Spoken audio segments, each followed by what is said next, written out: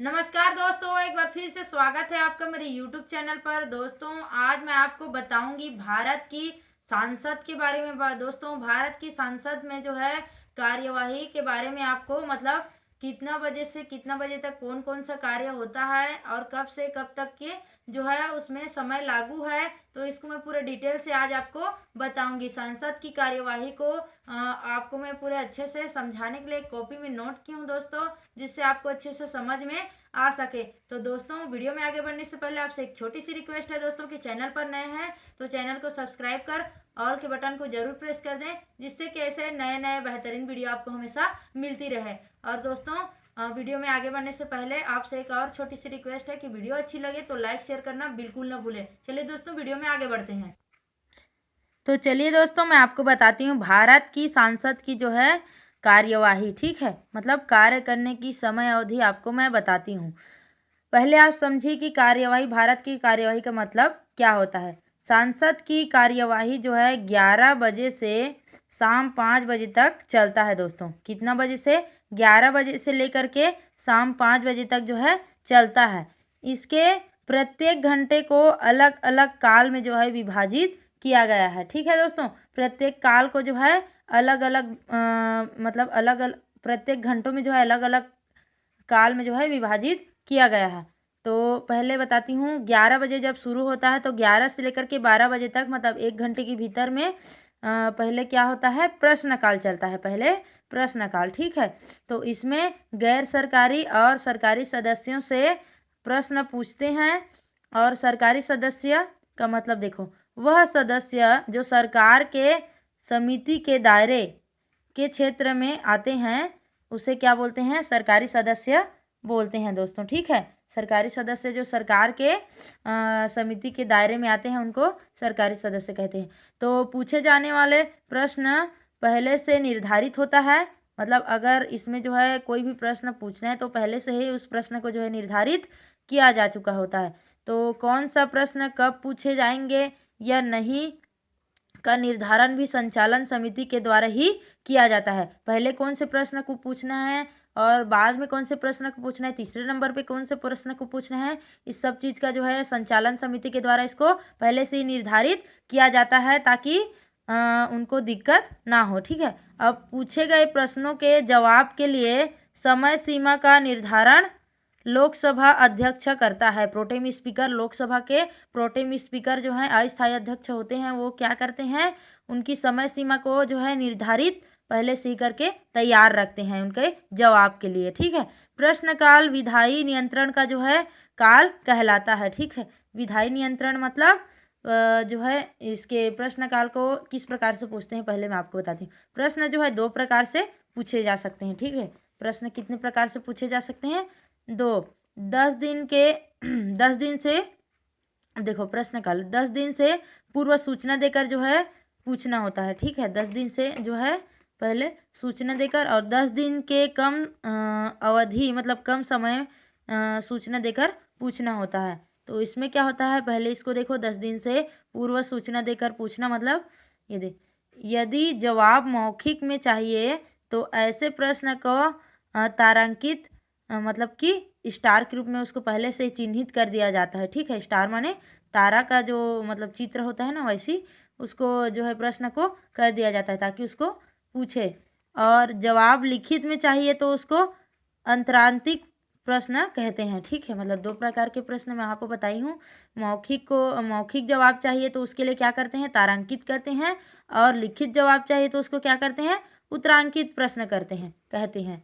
तो मौखिक जवाब में तुरंत पूरक प्रश्न पूछ सकते हैं, ठीक है। मौखिक जवाब में जो है तुरंत पूरक मतलब उसके जस्ट बाद फिर से आप वहाँ पर जो है सवाल पूछ सकते हैं।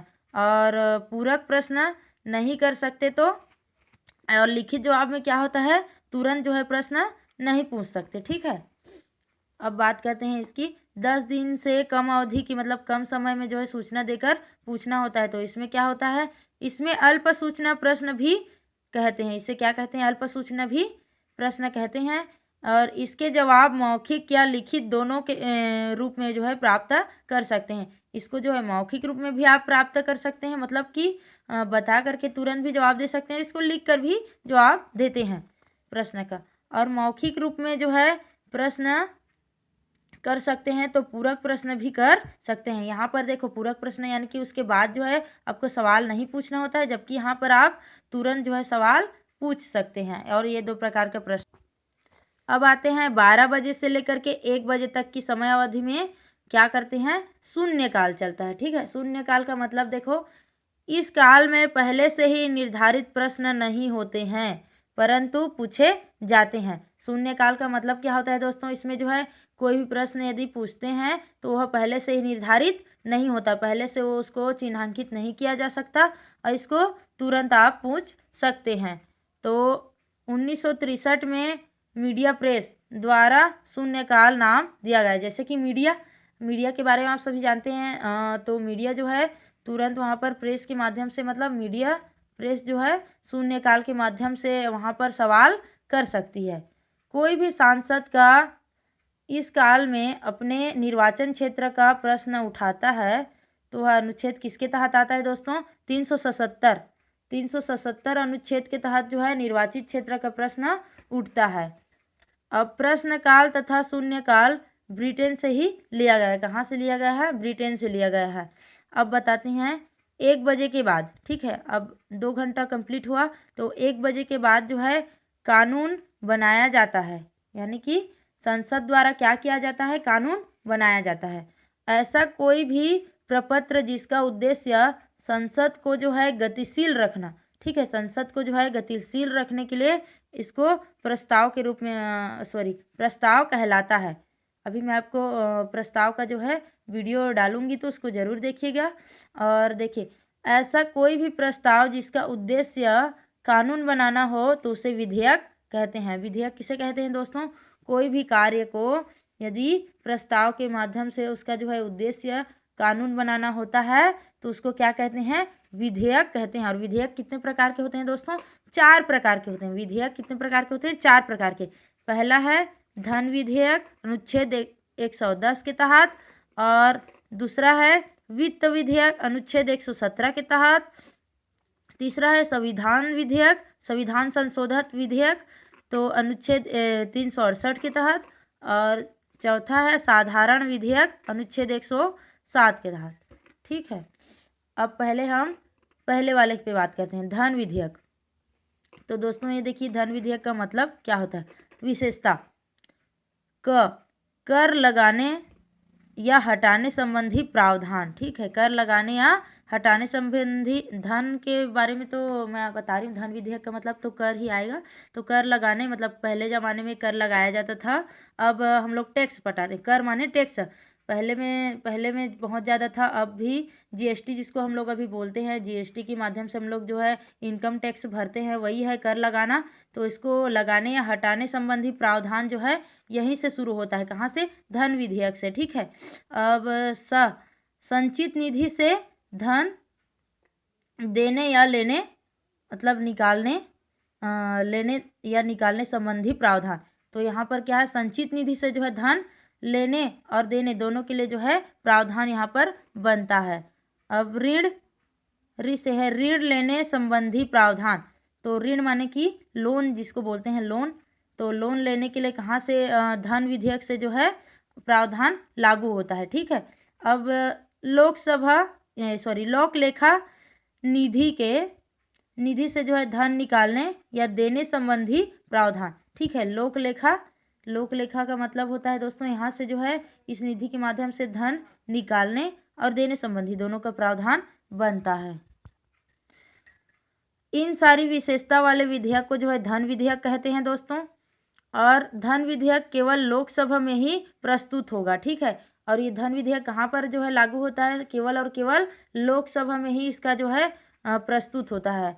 केवल लोकसभा को इस प्रकार के विधेयक को जो है रखने का अधिकार है। किसको, लोकसभा को ही इस प्रकार के विधेयक को रखने का अधिकार है, अन्यथा राज्यसभा को नहीं है, क्योंकि राज्यसभा जो है उच्च सदन है और यह लोकसभा जो है निम्न सदन है, इसीलिए यहाँ पर जो है रखने का अधिकार नहीं है। राष्ट्रपति के पूर्वानुमति से लोकसभा में प्रस्तुत किया जाएगा। ठीक है, यानी कि राष्ट्रपति के पूर्व अनुमति, मतलब उनसे जो है अनुमति लिए बिना जो है लोकसभा में प्रस्तुत किया जा सकता है इसको।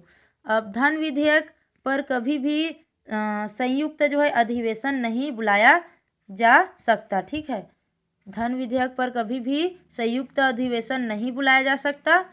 अब राष्ट्रपति को केवल जो है एब्सोल्यूट वीटो प्राप्त होता है। अब बात करते हैं दूसरे नंबर वित्त विधेयक की। धन विधेयक में सरकारी योजनाओं को जोड़ दिया जाता है तो वह क्या होता है, वित्त विधेयक हो जाता है। ठीक है, धन विधेयक में जो है सरकारी योजनाओं को, यानी कि पहले जो मैं बताई धन विधेयक, उसमें जो है सरकारी योजना, जो भी सरकारी योजना है उसको अगर जोड़ देते हैं, शामिल कर देते हैं तो क्या बन जाता है, वित्त विधेयक बन जाता है। अब वित्त विधेयक के बारे में आपको डिटेल से बताती हूँ। तो इसके जो है दो क्षेत्र हैं, दोनों से मिलकर बना होता है, पहला धन विधेयक और दूसरा सरकारी योजना। दोनों जो है आपस में यदि जुड़ जाएं तो क्या बन जाते हैं, वित्त विधेयक बन जाते हैं। प्रत्येक वित्त विधेयक पर धन विधेयक होता है, परंतु प्रत्येक धन विधेयक वित्त विधेयक नहीं होता। ठीक है, क्योंकि किसी भी सदन में प्रस्तुत किया जा सकता है, इसे किसी भी सदन में जो है प्रस्तुत किया जा सकता है। प्रस्तुत करने से पहले राष्ट्रपति से अनुमति लेना होगा। अब इसको जो है प्रस्तुत करने के लिए पहले जो है राष्ट्रपति से अनुमति लेनी होती है। संयुक्त अधिवेशन नहीं बुलाया जा सकता। इसमें सरकारी योजनाओं के कारण राष्ट्रपति को तीनों वीटो में प्राप्त है। अब आते हैं तीसरे नंबर पर संविधान। संविधान संशोधन विधेयक क्या है दोस्तों, देखो आप, जिसका उद्देश्य संविधान के किसी भी भाग या अनुसूची में संशोधन करना हो तो संविधान संशोधन विधेयक कहलाता है। ठीक है, इसमें क्या है, किसी भी भाग या अनुसूची को, मतलब किसी भी भाग या अनुसूची को जो है संशोधन करना होगा तो ही जो है संविधान संशोधन विधेयक कहलाता है। राष्ट्रपति की पूर्व अनुमति की आवश्यकता नहीं होती। यहाँ पर क्या था, अनुमति लेना पड़ता था और यहाँ पर अनुमति की जरूरत नहीं है। किसी भी सदन में प्रस्तुत किया जा सकता है, यह जो है किसी भी सदन में प्रस्तुत किया जा सकता है। संयुक्त अधिवेशन नहीं बुलाया जा सकता। यहाँ पर जो है संयुक्त, मतलब कि संयुक्त यानी जो समूह टाइप सा होता है उसको संयुक्त बोलते हैं। संयुक्त अधिवेशन यहाँ पर नहीं बुलाया जा सकता। राष्ट्रपति को कोई भी वीटो प्राप्त नहीं है। यहाँ पर राष्ट्रपति को कोई भी वीटो प्राप्त नहीं है दोस्तों। अब आते हैं चौथे नंबर पर, साधारण विधेयक क्या है, ऐसा विधेयक जो उपयुक्त तीनों विधेयक की विशेषता नहीं रखता साधारण विधेयक कहलाता है। साधारण का मतलब है ये विधेयक जो है एकदम साधारण है, इसमें तीनों जो विधेयक मैं अभी आपको बताई वो यहाँ पर जो है इसकी विशेषता नहीं रखता, तो इसीलिए इसको क्या बोलते हैं, साधारण विधेयक बोलते हैं। संयुक्त अधिवेशन बुलाया जा सकता है, यहाँ पर संयुक्त अधिवेशन बुलाया जा सकता है। तीनों वीटो प्राप्त है, यहाँ पर देखो तीनों वीटो यहाँ पर जो है प्राप्त है। अब इसको मैं क्रम से समझाती हूँ आपको। देखो, वरीयता क्रम माने प्रोटोकॉल आप अच्छे से देखिए। पहले आता है राष्ट्रपति, उसके बाद उपराष्ट्रपति, फिर आता है प्रधानमंत्री, उसके बाद राज्यपाल, फिर भूतपूर्व राष्ट्रपति, उप प्रधानमंत्री, उसके बाद है मुख्य न्यायाधीश, फिर है लोकसभा अध्यक्ष माने प्रोटेम स्पीकर, और फिर कैबिनेट की जो बैठक होती है वो, उसके बाद मुख्यमंत्री के बाद उपाध्यक्ष योजना आयोग, अब उसके बाद है भारत रत्न के बाद है न्यायाधीश केंद्र, ठीक है, उसके बाद है न्यायवादी कैबिनेट सचिव। अब इस प्रकार से जो है प्रोटोकॉल है दोस्तों, इसको मैं समझा चुकी। तो वीडियो कैसा लगा कमेंट करके ज़रूर बताएं, और वीडियो अच्छी लगी तो अपने दोस्तों के साथ ज़रूर शेयर करें। Thank you.